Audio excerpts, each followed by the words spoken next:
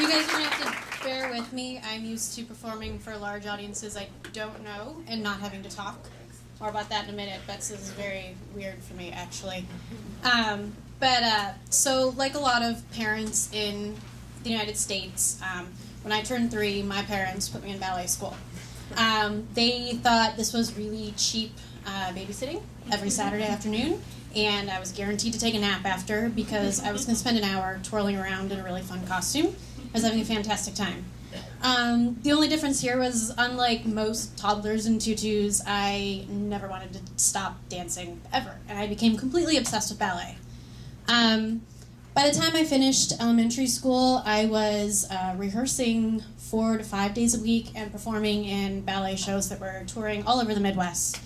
And this only escalated in middle school, where I was dancing 7 days a week and spending my summers away from home, working with choreographers and companies that I wanted to dance with professionally.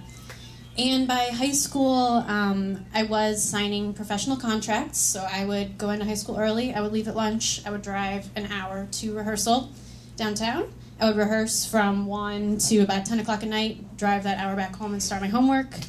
I did this through broken toes, stress fractures, sprained ankles, all sorts of things, but it didn't really matter.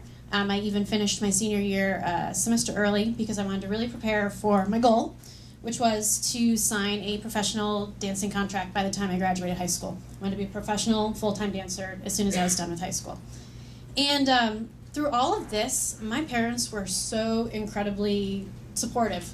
They had always told me, we don't care what you do, just work really hard at it and try to be good at it. And I kept excelling at dance, so they drove that hour to rehearsal before I could drive. They paid the crazy tuition. Those shoes we used to stand on our toes, the point shoes, those cost $50 and only last 2 weeks. And they paid for them, which was incredible. They didn't get mad at me when I told them that I was never eating carbs ever again at 15. And, they understood when I couldn't go on family vacations, I could never be away because I needed to be in rehearsal because I was going to be a dancer. The only time they ever put their foot down was they said I needed to have a backup plan, and that meant applying to college. I had no plans of going to college, but I said, okay, fine, you guys have been great, I'll apply to 2 colleges. And that summer after high school, I was really glad that they had put their foot down because I was in an audition that I thought I was a shoo-in, I was going to get this job, I was going to be a dancer. I actually sprained my ankle at the end of the audition, didn't get the job, and my mom had secretly sent in the deposit to hold my spot at Northwestern, so I was off to college. And college actually wasn't that bad for me. They had a great dance program at Northwestern, and I was able to keep a lot of my professional contacts in Chicago, networking. I danced with really great companies over the summers, and the summer before my senior year, the artistic director, who's like the CEO of my dream dance company, was teaching a program in Chicago. And I thought, this is it. This is going to be fantastic. So I enrolled in his program. I totally worked my ass off. And at the end, he pulled me aside and he's like, Victoria, we have auditions in December. You better be there. So I was super excited. I went into my senior year really, really ready for December. December comes around. I go to the audition and I get offered a job. It's an apprenticeship, which is basically slave labor. I'm expected to dance 9 to 5, Monday through Friday for free, and travel and do all that stuff. But this was my big break. This was the goal. This was everything. The only problem was that the contract started in January. So again, I had to call up the administration at Northwestern and see if I could graduate early again, and I could. So January, I started my new life as a full-time professional dancer, which was all I had ever wanted to do. And it was so awesome. I'm going to tell you guys kind of an example day of the day in the life.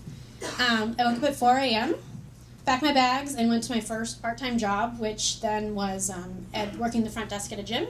So I opened the gym at 5 a.m. and worked a shift, took the train across town to rehearsal, danced 9 to 5. Then it was part-time job number 2. And around then, that job was usually a program called After School Matters, where I was teaching 4th graders in underprivileged schools in Chicago how to dance. And because of my last name, they assumed I was fluent in Spanish, and I'm not. So I was teaching a group of 40 Puerto Rican kids who cannot speak English how to dance. So that was a fantastic way to spend your afternoon.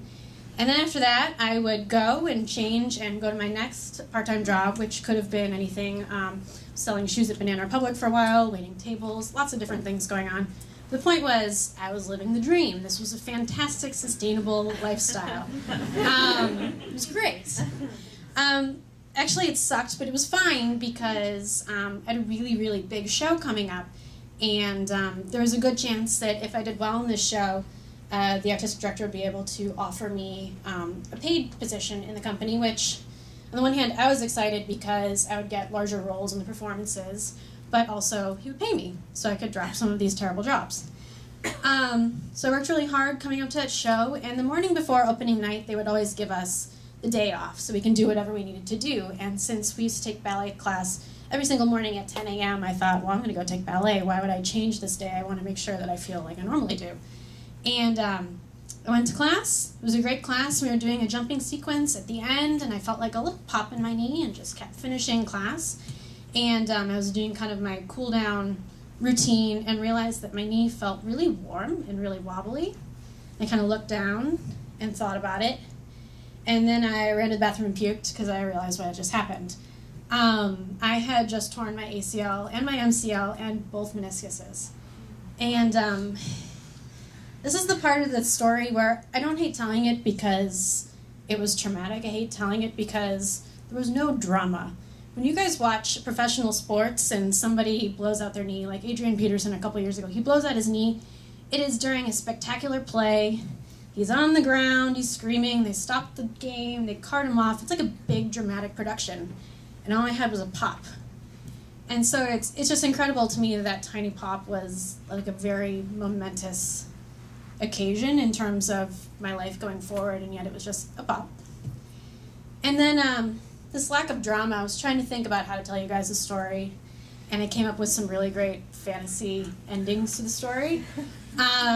First I thought, how cool would it be if I told you guys that I like taped up with my knee with like duct tape and went to the show and it went great and I got the job and lived happily ever after.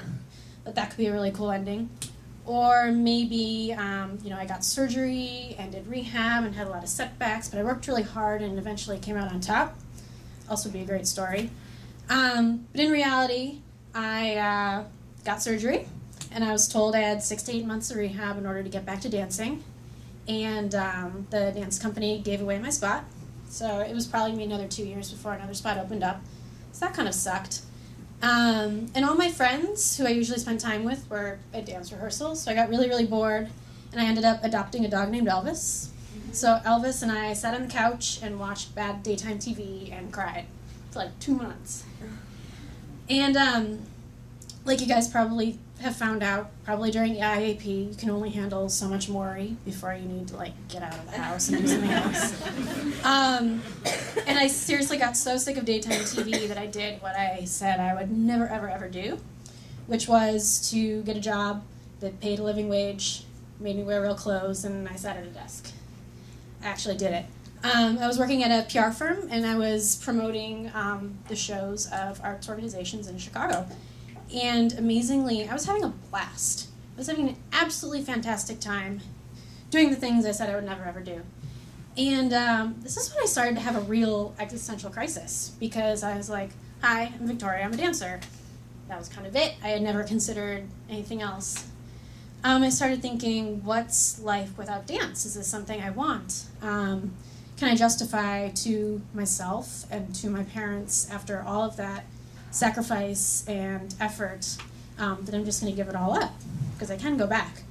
I thought, am I just going to be this really, really boring person without a great story to tell? And I wasn't really sure what to do. And part of me felt like I wanted to stay in PR and look at a job in media, but the other part of me said, well, no, you have to dance because that's what you always said you were going to do. And my boyfriend at the time, who had actually amazingly stayed with me through all of this, came home one day and I was telling him about my day at work, and he said, you know what, I've been wanting to say this for a while, but I didn't know how. Ever since you stopped dancing, you're happier, you're better to be around, and I think this is right for you. And that's when it really hit me that I had been incredibly selfish. I had never, in focusing on being a dancer, I was so laser focused, I didn't look at how it affected me, how it affected other people, what the alternatives were, anything like that. I never thought about it. I was just really selfish. I was also really lucky that people stuck with me despite all of that, and then I had options. So there's all this kind of process in my head. I got on the phone, I called my physical therapist, I said, hey, I don't need to be able to stand on one toe and kick myself in the face anymore. That's not what I need to do anymore. So I packed my bags and moved to San Francisco and started over and actually married my boyfriend.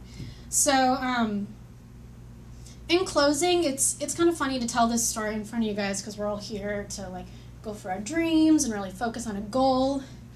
And I think kind of the moral for me, at least, is that's great to do, but always be sure that you're not, you don't have blinders on. You kind of have your peripheral vision open. You know how your actions are affecting others, how they're actually affecting your life, and you know that maybe your dreams won't necessarily manifest themselves in the way you think they will. And also to definitely always have a backup plan.